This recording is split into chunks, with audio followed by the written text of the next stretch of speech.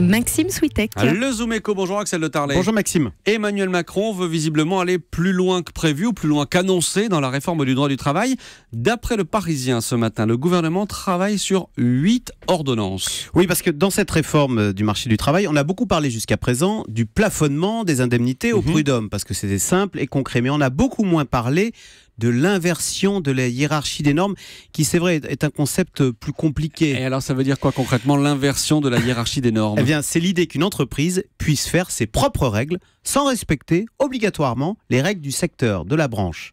Et là, on a donc des détails grâce aux Parisiens sur ce que pourraient être ces accords d'entreprise. Voilà, ça devient très concret avec ces 8 ordonnances. Exemple, les horaires de nuit. Théoriquement, c'est de 21h à 6h du matin. Eh bien, un chef d'entreprise pourra négocier un raccourcissement de ces horaires de nuit qui ne commencerait plus, par exemple, qu'à minuit et non pas à 21h. Autre exemple, le contrat de travail. Aujourd'hui, le licenciement est très encadré.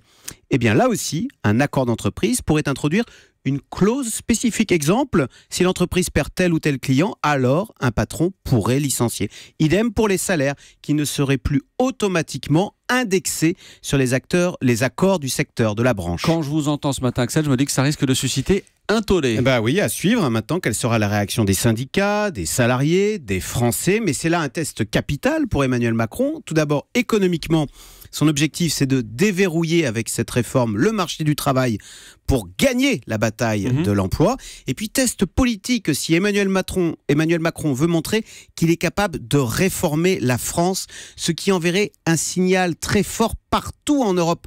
Oui, la France peut se réformer, aller de l'avant et donc serait prête à ouvrir un nouveau chapitre de l'aventure européenne. Merci, c'était le Zoom Éco. Merci Axel de Tarlet. Europe 1, il est 8h13. L'interview politique d'Europe 1, c'est dans un instant. Christophe Castaner, le porte-parole du gouvernement, sera l'invité de Fabien Amias. À tout de suite.